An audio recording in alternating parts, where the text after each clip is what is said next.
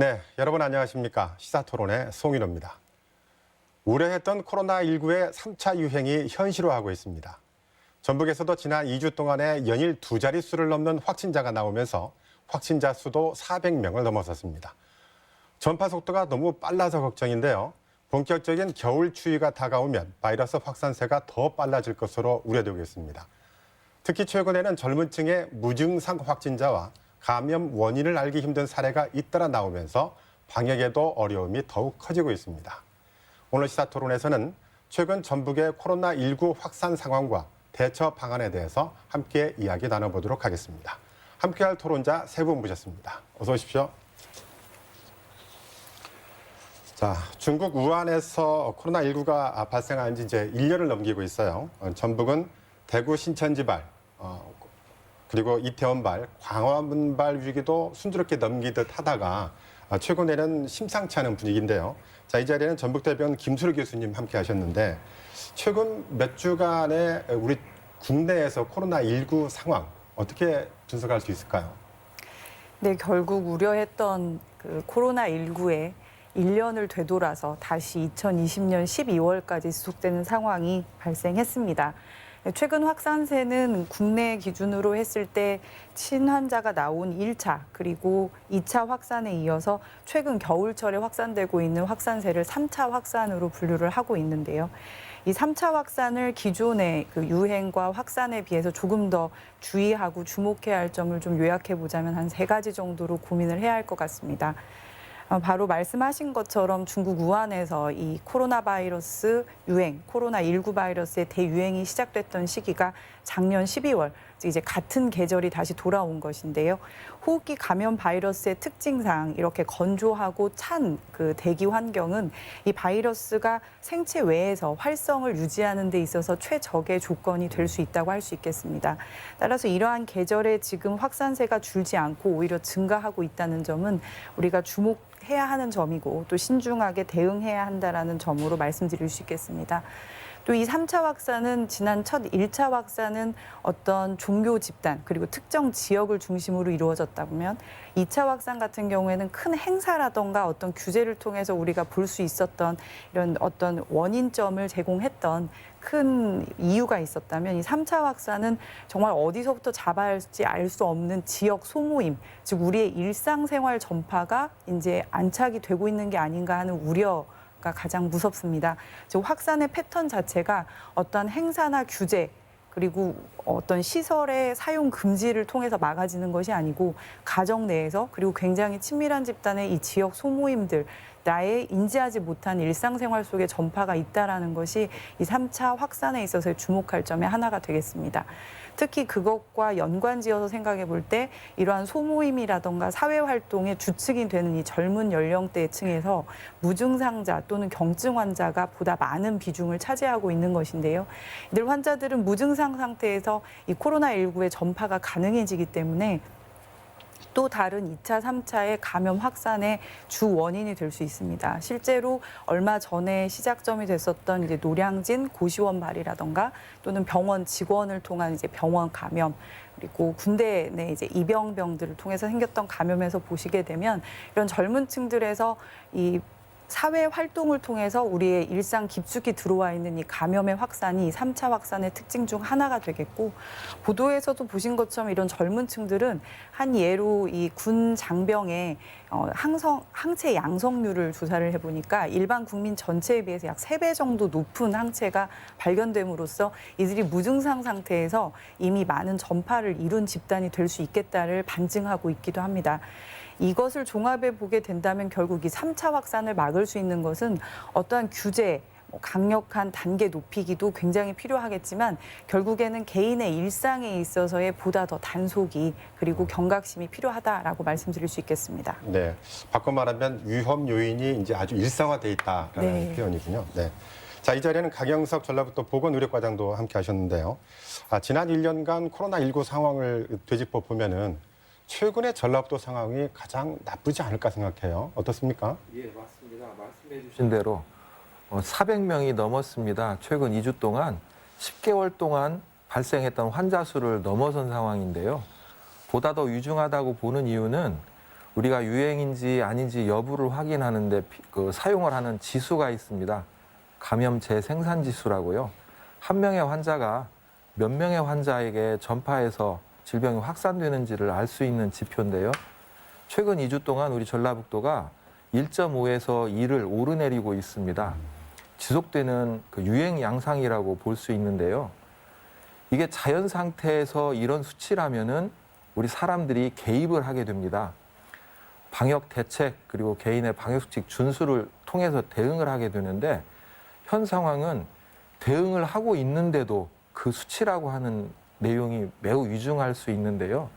이 시점에서 우리가 대응 대책을 제대로 하고 있는지 또 개개인의 구성원이 방역 수칙을 철저히 지키고 있는지 살펴봐야 될 내용이고요. 방금 김소리 교수님께서 이야기해 주신 내용들에 다 포함이 돼 있습니다. 실제적으로 사회적 거리두기를 통해서 방역 수칙이 잘 지켜지고 있습니다. 대규모의 단위에서는요. 하지만 그 구성원들 각각 그리고 또 가정이라든지 소모임에서 지켜지지 않고 있는 내용이 보다 더 심각한 내용이라고 볼 수 있습니다. 이거는 대응 단계를 조절을 해서 가능할 수 있는 내용이 아니기 때문에 더 위중하다고 보고요. 도민들의 협조만이 꼭 필요한 상황이라고 봅니다. 네, 강 과장께서는 최근 전북 상황에서 가장 걱정되는 점은 무엇이라고 평가하고 계세요? 네, 우리 도민들께서 다 인지를 하고 계십니다. 하지만 시선을 좀 달리 주셨으면 합니다. 오늘 어제도 모 종교단체에서의 그 집단 발생이 있었습니다. 이전에도 있었고 지금도 있었지만 이전의 상황은 그 집단 내에서의 대규모의 예배라든지 행사를 통해서 전파가 됐다면 지금은 그 구성원들 개개에서 전파가 되는 내용들이 주가 되고 있습니다. 그리고 그 구성원들은 각각 가정의 또 구성원입니다. 그래서 가정 밖에서 가정 안으로 또 그 가정 안에서 가정 밖으로 해서 삶에서 확산이 되고 있다는 게 매우 위중하다는 말씀을 드리고요. 또 얼마 전까지만 하더라도 우리 전라북도를 표현할 때 청정 전북이라고 그랬습니다. 그렇죠. 부끄러운 이야기이긴 하지만 최근에는 타 인접 시도에서 역학조사를 할 때 전라북도에 다녀오신 일이 있는지 없는지를 확인을 하고 있는 상황입니다. 이런 위중한 상황 도와 함께 우리 도민께서 함께 해주시면 이전 상태로 좀 개선될 수 있을 거라고 봅니다. 네, 자 김문주 교수님, 네. 코로나19 바이러스가 이제 일상화가 돼버렸어요. 지난 1년 동안 네. 저희들이 많은 것들을 경험을 했잖아요. 이제 코로나19가 우리 일상을 바꿨는데 어떻게 보면은 긍정적인 면보다는 부정적인 면이 훨씬 더 많은 것 같은데 어떻게 네. 평가할 수 있겠습니까? 지난 1년 동안 우리는 재난 상황을 경험했습니다. 전례가 없다라고 이야기를 하죠. 우리가 재난이라고 할 때는 영어로 디제스터라고 하는데요. 그 어원을 따지다 보면은 궤도에서 행성이 이탈한 상태, 즉 혼란 상태라고 이야기를 합니다. 전례가 없다, 혼란 상태다. 이 말의 의미는 불확실성이 그만큼 높아진다라는 거고요. 불확실성이 높아지기 때문에 어떤 사회의 여러 가지 문제들이 동시에 나타나는 이런 측면들이 있습니다. 우리 한국 사회 지난 1년 동안 이런 재난 코로나 상황에 잘 대처했다라는 이야기가 있지만 사실 그런 건강성과 더불어 이 취약성이 동시에 나타나는 그런 양면적 특성이 있다라는 걸 우리가 좀 주시를 해야 합니다. 잘 아시다시피 한국 사회의 그 재난에 대처하는 건강성이라는 것은 우리 흔히 말하는 K방역이라고 이야기를 하죠. 국가가 강력하게 개입하고 개인이 거기에 대해서 헌신하는 차원. 그래서 전 세계가 주목하는 어떤 K방역이라는 것은 건강한 측면입니다. 반면에 그 건강한 측면 이면에 우리 취약성이 너무 많이 드러나고 있는데요. 예를 들면 불평등이 심화되고 있다랄지 또는 사회적 약자에 대한 배려가 없다랄지 어떤 인권 침해 문제랄지 이런 것들인데요. 이 소득 불평등 한 가지만 보더라도 지난 1년 동안 하위 20% 계층은 소득이 현저하게 줄어들었습니다. 반면에 상위 20%는 오히려 소득이 늘어나고 우리 부동산이랄지 요즘 주식 열기에서 알 수 있듯이 오히려 더 대박을 터뜨리는 이런 경우도 나타나게 되고요. 이 업종별 양극화도 매우 심각합니다. 예를 들면 우리 자영업자는 폭망입니다. 반면에 대기업 같은 경우에는 오히려 이윤이 말을 할 수 없이 늘었다. 있었다라는 거죠. 어떤 그 온라인 접촉 상황에서 뭐 여러 가지 게임 업체랄지 또는 뭐 포털 사이트랄지 이런 쪽은 훨씬 더 이렇게 늘어나고 있습니다. 그 교육 불평등도 굉장히 심화되고 있습니다. 이런 측면들을 우리가 좀 더 심각하게 바라보고 잘 대처할 때 이게 어떤 재난 상황에 우리 사회가 잘 대처한다라는 것이 완성되지 않을까 이런 생각을 합니다. 네. 자, 그렇다면 전라북도의 방역 대책을 한번 자세히 또 살펴보도록 하죠. 자, 강 과장님. 그 지역별로 거리두기 단계가 약간 다르죠? 예. 어떻게 진행이 되고 있습니까?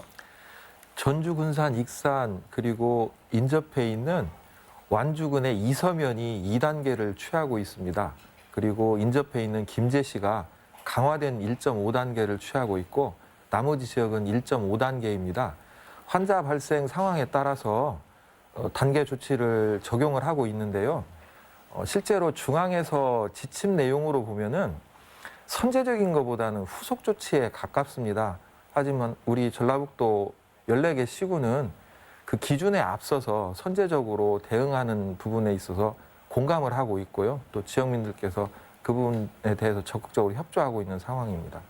익산시도 원래 2단계인데 2.5단계에 준하는 방역시설을 한다 그래요? 예, 맞습니다. 최근에 또 그 다양한 내용들로 해서 좀 집단 감염들이 일어나고 있기 때문에 강화된 내용으로 대응을 하고 있습니다. 네, 그럼 대부분 지역이 1.5단계고 나머지 이제 큰 도시가 2단계인데 1.5단계와 2단계의 차이점은 뭔가요? 네, 사실 그거를 정확하게 구분하는 거는 우리 도민들께 어려운 부분이기도 하고 또 필요치 않은 부분일 수도 있습니다. 자세한 내용은 뭐 좀 이렇게 말씀드리면 죄송스럽긴 하지만 홈피를 통해서 확인하시는 게 좋겠고요. 우리 도민들께서 이해를 해주시면 하는 바람은 시설주에 대한 것과 이용자에 대한 거는 다르다는 겁니다. 대다수의 이용자인 우리 도민들께서는 지금 상황에 대해서 인식을 하고 어느 곳에서든 방역수칙을 철저하게 지켜주시는 게 중요한 거고요. 시설주에 대해서의 그 단계 조정은 면적당, 수용하는 인원에 대해서 그리고 또 이용 시간에 대해서 제한을 두고 그런 내용들이 다른 겁니다.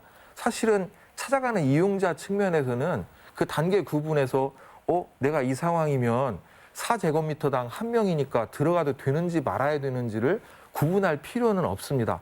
어느 장소에 가셔서든 방역수칙을 철저하게 지켜주시는 게 우리 도민들께서의 몫이고 그 시설주는 단계에 따라서 적절하게 방역 대책을 수립을 하고 안전하게 모실 수 있도록 노력하는 부분이 다르기 때문에 그렇게 이해를 해주시고 대응을 해주셨으면 합니다. 네, 김수리 교수님. 네. 벌써 2주 동안 확진자가 거의 두 자릿수가 매일 나오고 있어요. 그래서 벌써 400명이 넘었는데 이렇게 되면 병상이 부족한 거 아니냐는 걱정도 나오고 있어요. 어떻습니까? 네, 지금 현재 전북대학교 병원대에는 국가지정 격리병상, 음압병실로 이제 8병상이 기본적으로 중등증 환자를 위해서 사용되고 있는데요. 계속 비어있는 시간이 그래도 좀 있었다가 최근 2주 동안에 거의 그 해당 병상은 채워져 있는 상태입니다. 이외에도 도내에는 생활치료센터 포함해서 한 145개 정도의 이제 일반 경증 환자까지를 수용할 수 있는 병상이 있는 것으로 알려져 있고요. 최근 들어서 그런 병상들이 많이 채워져 있는 건 사실입니다. 저희 병원에서도 지금 이번 주말까지 해서 기존 1차 확산 때 저희가 움직였던 것처럼 호흡기 전문질환 센터 내 특정 병동 하나를 이제 코로나19 이제 환자에 대비하기 위해서 비우는 준비를 하고 있고요. 해당 병실은 전문질환센터 내에서도 격리병동으로 사용을 하고 있었던 일반 음압병동이 되겠습니다. 그래서 약 20병동 정도가 이제 더 증가는 될 텐데요. 확산세 자체가 계속 증가한다면 이제 전체적인 그 도내 병상수라던가 뭐 생활치료 이제 관리센터 부분에 있어서는 도에서 또 준비를 하고 계실 것으로 알고 있습니다. 강 과장님, 이런 의미에서는 지역 공공의료를 담당하고 있는 지역 의료원의 역할이 좀 커지잖아요. 그 의료원의 그 구성 역할은 어떻게 되고 있습니까? 예, 앞서서 우리 도민들께 말씀드리고 싶은 내용이 하나가 있습니다. 코로나19 환자분들을 모시는 병상이나 의료진은 별도로 준비되어 있는 게 아니고 기존에 있는 다른 환자분들을 모시는 병상과 의료진을 나눠서 쓰는 상황입니다. 코로나19 환자분들을 모실 때는 일반 환자분들을 모실 때보다 더 넓은 그 면적을 요구를 하고 더 많은 의료진들을 요구를 합니다.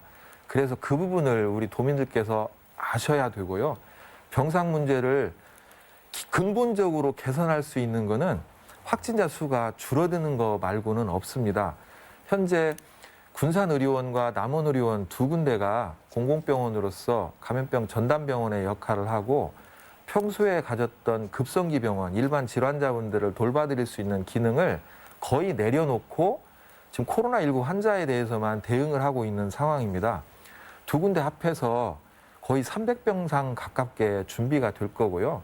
방금 우리 김소리 교수님도 계시는 전북대병원 국가 지정 음압 격리 병상 더하기 민간이 가지고 있는 부분까지 내어서 우리 도민들과 함께 하고 있습니다. 그리고 예수병원도 또 특별하게 20병상 가까이 함께 해주기로 약속을 하고 준비가 돼 있고요. 또 원광대 병원도 현재까지 조금 어려운 부분이 있긴 하지만 기존처럼 우리 도민들과 함께 해주신 내용으로 해서 정상화되고 준비를 하고 있는 과정입니다. 그리고 생활치료센터까지 합하게 되면은 400병상 이상의 규모로 준비가 됩니다. 이 규모는 참고로 광주 전남을 합한 병상보다 더 많은 규모로 준비를 하고 있습니다. 우리 도는 우리 지역민들께서 타 지역으로 가셔서 그 치료 관리를 받으시는 것을 최소화시키기 위해서 노력한다는 말씀을 드리고요. 이제 다만 거듭 병상 확보는 일반 다른 환자분들의 양보로 가능한 부분이기 때문에 서로 노력해서 환자 발생을 최소화시키는 게 근본적이라고 봅니다. 네, 김문희 교수님. 그 어떻게 보면 코로나 환자를 입원시키기 위해서 전북대병원도 그 일반 병실을 좀 없애는 분위기고 군산의료원도 한 계층을 더 하더라고요. 그렇게 되다 보면은 일반 환자의 진료 치료 기회가 좀 어떻게 보면 나빠질 수도 있는 건데 특히 고령자라든지 아니면 뭐 그 경제적으로 좀 어려운 분들이 더 어렵지 않을까 생각이 드는데 이런 부분에 대한 배려가 좀 필요하지 않을까요? 저는 뭐 사회학자로서 그 지금 방금 말씀하셨던 의학적 치료도 중요하지만 그 사회적 치유도 훨씬 더 중요하다라고 저는 생각을 합니다. 사실 전통적인 취약계층에 대한 우리 사회적 보호는 어느 정도 이루어지고 있습니다. 예를 들어서 독거어르신들이랄지 또는 그 아이들의 문제랄지 이런 쪽은 사회가 관심을 가지고 이렇게 좀 지켜보고 있는데요. 이 코로나 재난 상황에서는 새로운 취약계층이 나타나고 있다는 점, 거기에 대해서는 사회가 외면하거나 어떤 문제의 본질을 확인하고 있지 못하다라는 점이 더 큰 문제입니다. 예를 들자면 우리 그 돌봄 노동을 제공하는 그 노동자들 있지 않습니까? 요양보호사들이랄지 또는 장애인 활동보조인들이랄지 이런 분들 같은 경우에는 거리두기를 할래야 할 수가 없는 분들입니다. 가장 위험한 상황에서 돌봄 노동을 제공해야 하는 상황이고 이런 분들 같은 경우에는 물론 이제 어떤 의학적인 보호 장치도 있겠지만 어떤 스트레스, 어떤 심리적 불안 이러한 것들이 훨씬 더 큰 상태입니다. 이러한 것들은 의학적 치료보다도 오히려 사회적 치유, 어떤 연대 협력 이러한 것들이 더 중요한 부분들이 있고요. 요즘 또 새로운 취약계층에 우리가 돌봄, 그 배달 라이더 문제도 짚고 넘어가지 않을 수가 없습니다. 이게 대부분 이제 그 사회적 거리두기로 인해서 배달이 이렇게 많아지다 보니까 뭐 요즘 거리 많이 보면 아시겠지만 그 오토바이를 무리하게 이끌고 다니는 그 라이더들 많이 볼 수 있을 겁니다. 그분들 같은 경우에는 완벽한 사각지대에 놓여 있고요. 최근 들어서 우리 20대 여성들의 자살 문제가 심각한 사회 문제로 이렇게 등장하고 있는데요.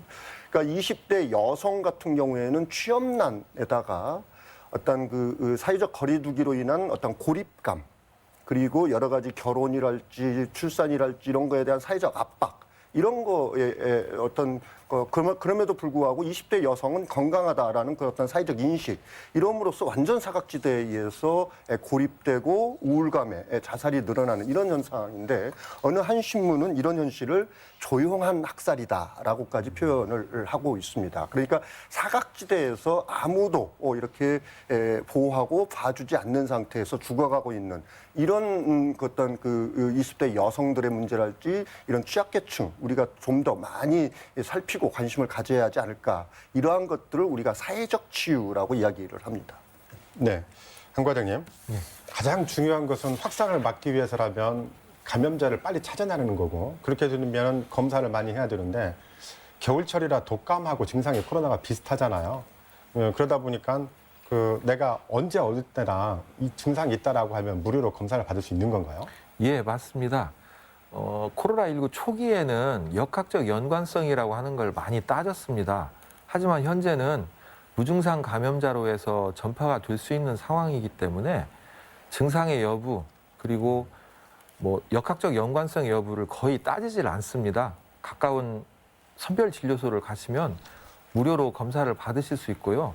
다만 여기서 우리 도민들께서 꼭 기억을 해주실 게 뭐냐면 최근 역학조사를 통해서 보면은 증상이 발현이 된 지가 꽤 됐는데도 불구하고 검사 시점이 늦은 경우가 있습니다.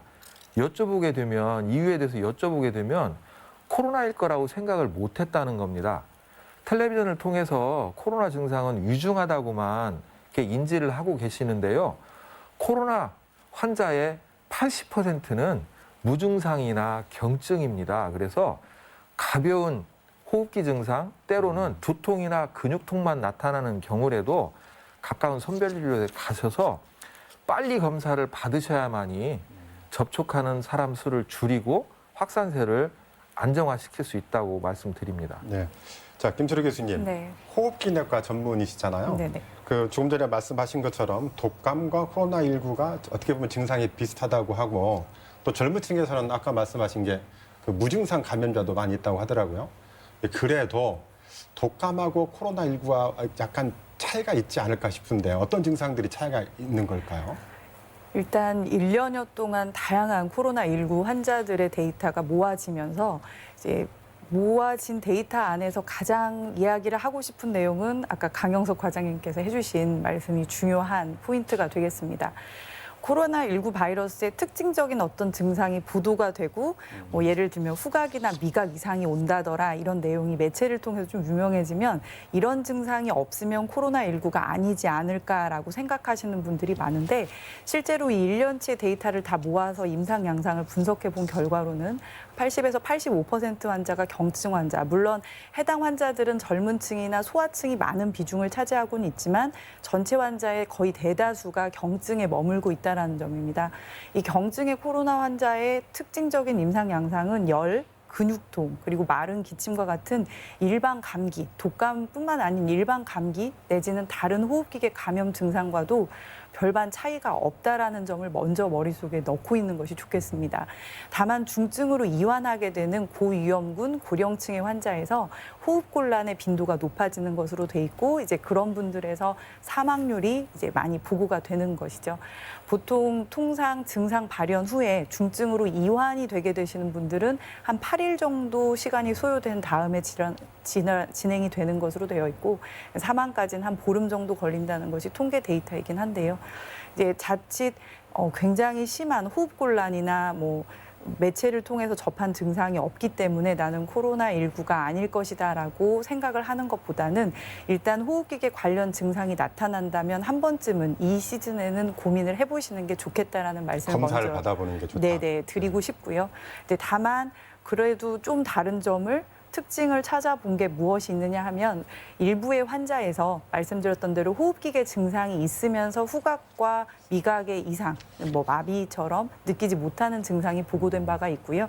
이제 다른 호흡기계 질환보다는 소화기계, 대표적으로 설사와 같은 증상이 호소되었던 환자분들이 보고된 바가 있기는 합니다. 하지만 이런 증상만으로 일반인이 이게 코로나19일 것이다, 아닐 것이다라고 감별을 하려고 드는 건 굉장히 위험한 이제 행동이 될 수 있다라고 말씀드리고 싶습니다. 네. 자, 일단 좀 이상하면 검사비도 무료니까 검사를 받는 게 최선의 방책이겠네요. 네네, 검사 받으시고 의료진과 이제 진료를 문의하시는 게 좋을 것 같습니다. 네. 자, 그러다 보니까 백신의 개발에 대해서도 지금 사람들이 궁금해하잖아요. 자, 강 과장님, 해외에서는 백신이 개발이 되고 어디에서는 접종을 시작했다고 하는데 우리는 어떻게 됩니까? 예, 저도 사실 그 부분에 대해서는 언론을 접하는 게 대부분이라서 크게 말씀드릴 내용은 없습니다. 보도에 의하면 내년 하반기쯤이면 우리 대한민국에서도 접종이 가능할 거라는 보도가 돼 있습니다. 사실 그에 앞서서 우리 국민들께서 또 사회적 동의 절차를 거쳐서 정해야 되는 내용들이 더 우선이라고 생각하는데요. 우선은 독감 접종에 대해서도 뭐 여러 가지 사태로 해서 불신으로 접종률이 예년보다 상당히 낮습니다. 우리 국민들께서 방역수칙을 철저하게 지켜주시기 때문에 유행 상황이 아니어서 다행이긴 합니다만 이런 독감 예방접종보다도 코로나19에 대한 예방접종은 단기간에 지금 연구가 되고 시도가 되고 있기 때문에 안정성이라든지 효과 문제에 대해서 문제가 많을 수 있는 상황입니다. 그런 내용에 대해서 국민들께 제대로 정보가 전달이 되고 국민들께서도 그 부분에 대해서 뭐 언론이라든지 그런 내용을 통해서 단편적인 정보를 통해서 불안해하시기보다는 정부와 함께 신뢰를 쌓아가면서 맞이하는 부분이 첫 번째 중요할 것 같고요. 또 일시에 대한민국 국민들이 전체 다 맞을 수 있는 상황은 아닐 겁니다. 누가 먼저 맞아야 되는지 그런 부분에 대해서 지금 현 단계에서 우선순위를 정하는 사회적 논의가 더 필요하지 않을까. 그리고 마지막으로 현재 서구처럼 뭐 보편적으로 심각한 유행 상황이면은 예방접종이라든지 치료제가 나온다고 하더라도 그 상황이 개선되는 데는 엄청나게 많은 시간과 노력이 필요할 겁니다. 우리나라가 이보다 더 악화되지 않은 상황에서 접종하고 치료제를 맞이해야 되기 때문에 지금 이 상황에서 더 악화되지 않도록 노력하는 게 백신을 맞이하는 중요한 자세일 것 같습니다. 한 가지 궁금한 게요. 일반인들 생각에는 자 이제 백신이 나왔으면 코로나 끝난 거 아니냐, 걱정 안 해도 되는 게 아니겠느냐라는 생각을 한단 말이죠. 이 생각이 맞는 말입니까? 모든 해결 방안이 하나로만 해결되는 문제는 다른 문제에서도 없는 것처럼 마찬가지로 감염병에 있어서도 백신이 개발됐으니 끝이다라고는 말씀드릴 수 없습니다. 물론 임상시험 결과를 보면 99%의 효능이다, 95%의 효능이다, 60몇 %의 효능이다 이렇게 발표를 하는 것은 각각의 임상시험에 목표를 둔 거였거든요. 이제 거기에서 그만큼의 효능에서 100%는 정말 하나도 없는 것처럼 백신을 맞는다고 해서 이것이 다 예방되는 예방책이 될 수는 없다라는 점이 감염병의 특징 중에 하나다라고 먼저 말씀을 드려야 될 것 같고요. 이 백신에 대해서 엔드 게임이다. 그러니까 이것이 끝이다라고 이야기를 전문가들도 이야기를 하시고 있는 이유는 이게 워낙 대규모의 전염병, 감염병이다 보니 이 백신을 통해서 얻을 수 있는 득이 혹시 백신을 통해서 생길 수 있는 손해보다는 훨씬 더 클 것이다라는 의미에서 말씀을 드리는 것이지 이것이 100% 우리를 다 보호해준다라고는 말씀드릴 수 없습니다. 백신보다 더 우선해야 하는 것은 개인 방역 수칙을 잘 지켜주시는 것, 위생 수칙을 지켜주시는 것에 있다고 할 수 있겠습니다. 네. 자, 김문희 교수님. 그 지난주죠. 박능호 보건복지부 장관이 우리나라에서 3천만 명에 해당하는 백신을 구입할 예정이다라고 하고 민주당도 4,800만이 맞을 수 있는 백신 구입 계획하고 있다라고 했는데 이런 정부 여당의 발표 어떻게 평가할 수 있겠습니까? 아마 이제 뭐 백신이 확보되면 좋은 거겠죠. 그리고 전 국민이 어떤 백신에 접근할 수 있는 그런 가능성이 높아진다라는 것이기 때문에 그런데 이제 그런 발표나 이런 것들을 보면서 조금 불편했던 게 이게 지나치게 정치적 논란으로 이렇게 가고 있구나라는 그런 것들은 참 조금 불편했습니다. 사실은 뭐 수량 확보도 중요하고 뭐 여러 가지도 중요하겠지만 가장 우선적인 것은 이 백신을 통해서 우리 사회의 그 어떤 그 취약계층이나 배려해야 할 대상들에게 우선적으로 공정하게 형평성 있게 접종을 어떻게 시킬 수 있느냐 이에 대한 사회적 합의가 훨씬 더 중요하다라고 생각이 들거든요. 또 한 가지 중요한 게 저는 이제 의료 공공성이나 과학기술의 민주주의 같은 경우를 굉장히 좀 주장하고 싶은데요. 그러니까 어떤 백신의 개발이나 그 안전성의 판단 그리고 그에 대한 어떤 승인의 과정이 지나치게 전문가 중심으로 이루어지게 되다 보면은 어떤 일반 시민들이나 이런 분들 같은 경우에는 오로지 그 수동적인 존재밖에 될 수가 없거든요. 그렇기 때문에 어떤 안전성이나 체계적인 관리, 우선순위 이런 것들은 어떤 전문가, 그다음에 민간들이 어떤 협력체를 만들어서 이렇게 좀 접근하는 게 훨씬 더 민주적 결정이고 민주적 의사결정 과정이 아닐까 이런 생각은 좀 해봅니다. 네. 코로나19에 관해서 여러 가지 얘기를 했는데 벌써 토론을 마칠 시간이 돼가지고요. 끝으로 오늘 못하신 말씀이나 당부하고 싶은 말씀 있으시면 마무리 말씀으로 가름하도록 하겠습니다. 먼저 강 부장님. 예, 뭐 계속 반복되는 이야기입니다. 하지만 반드시 또 말씀드리고 싶은 내용이라서 강조 말씀을 드립니다. 중요하기 때문에 기본이라고 합니다. 지금 현재는 기본으로 돌아가야 되는 상황이고요. 방역수칙 철저하게 지켜주시고 지키기 어려운 상황이라면 피해 주십시오.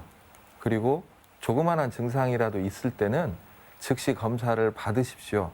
그리고 현재는 가족을 지켜주셔야 합니다. 가족을 지켜주시려면 가족의 구성원이 가정 밖에서 어떤 선택을 하셔야 될지 고민을 하셔야 되는 상황입니다. 기관 단체 지켜주십시오. 그 구성원이라면 그 기관 단체 밖에서 어떤 행동을, 어떤 선택을 하셔야 될지 심각한 고민을 하실 때라고 생각을 합니다. 네, 김흥주 교수님. 예. 저는 그 1년 이 사상 초유의 사태를 경험하면서 세 가지 마음가짐을 좀 이렇게 다지게 됩니다. 첫 번째는 이 조금 좀 천천히 가자라는 겁니다. 지금까지 우리의 과정은 개발 또는 뭐 압축 성장 지나치게 빨랐다라는 거죠. 이 팬데믹 상태는 우리에게 조금 천천히 가도 된다라는 것을 알려주지 않나라고 생각을 합니다. 그다음에 두 번째는 좀 흩어져 살자라는 겁니다. 지금까지 우리가 산업화 과정에서는 어떤 도시와 집적, 집중 이런 것들의 이런 패러다임이었다라면은 이제는 조금 좀 흩어져서 살아도 충분하지 않나라는 그런 생각을 좀 해보고요. 그다음에 이제 마지막으로 제가 꼭 강조하고 싶은 것은 이 더불어 같이 살아가자라는 겁니다. 이게 어떻게 보면 위기에 빛나는 것일수록 협동과 연대라고 이야기를 하거든요. 일본이 1990년대 고베 대지진 때 그 대지진을 이겨나갈 수 있는 힘은 그 생협의 힘이었다라고 이야기를 합니다. 그리고 이웃의 힘이었다라고 이야기를 하죠. 어떻게 보면 행정력과 의학적 관리와 통제와 뭐 이런 것도 중요하겠지만 더불어 손잡고 같이 가려는 그런 마음가짐이 이런 어떤 초유의 재난 상태를 이겨나갈 수 있는 근원적 힘이 아닐까 이렇게 생각을 합니다. 네, 마지막으로 김소리 교수님. 네. 이제 전 세계가 이 바이러스 감염병 극복을 위해서 쉼없이 달려온 것 같은데 벌써 1년이 지났습니다. 한편으로는 이루어진 게 없고 다시 원점으로 돌아온 것만 같은 생각에 허무하기도 하고 불안하기도 한 거는 저 역시도 마찬가지인데요. 다른 한편의 관점에서 또 살펴보게 되면 1년 전에는 1년 안에 이러한 백신을 만들어낼 수 있었을까라는 의구심도 있었지만 1년이 지난 시점에서 예방 백신이 개발이 돼서 승인이 된 나라도 있고 승인을 앞두고 있는 나라들도 많이 있다라는 점, 그리고 개인적으로 이러한 개인 방역 수칙이나 또 개인 위생에 대해서 그 인식 수준이 그동안 우리가 많이 높아졌다라는 점은 또 우리도 스스로 1년 동안 달라진 점이라고 할 수 있겠습니다. 다만 이 1년 장기간의 감염에 노출이 되고 개인 방역을 챙겨야 하는 일상이 좀 파괴된 이러한 생활이 길어지면서 당부드리고 싶은 건 이 심리 쪽에도 방역을 하시는 게 좋겠다. 여기에서 무너지고 우울해지고 불안해하시고 스트레스를 받게 되시면 그 또한 커다란 문제가 발생할 수 있을 것 같습니다. 올 겨울은 개인 위생 수칙 잘 지키는 개인 방역뿐만 아니라 심리적으로도 심리 방역도 잘 구축하셔서 이번 겨울이 지나면 좀 희망적인 봄을 다 같이 맞이할 수 있었으면 좋겠습니다. 네, 여러분 오늘 토론 어떻게 보셨습니까? 지난 1년간 코로나19 바이러스 때문에 많은 분들이 많은 것을 포기하고 살았죠. 설과 추석 연휴는 물론 휴가도 미루면서 방역을 위해서 뜻을 모았는데요. 올겨울 다시 코로나19 확산의 중대 기로에 서 있게 됐습니다. 방역 당국의 노력만으로는 바이러스 차단이 불가능한 일입니다. 그만큼 개개인이 철저한 방역 수칙을 지켜서 건강 지킬 수 있길 바랍니다. 오늘 순서는 여기까지입니다. 시청해주신 시청자 여러분, 함께해주신 토론자 여러분, 감사합니다.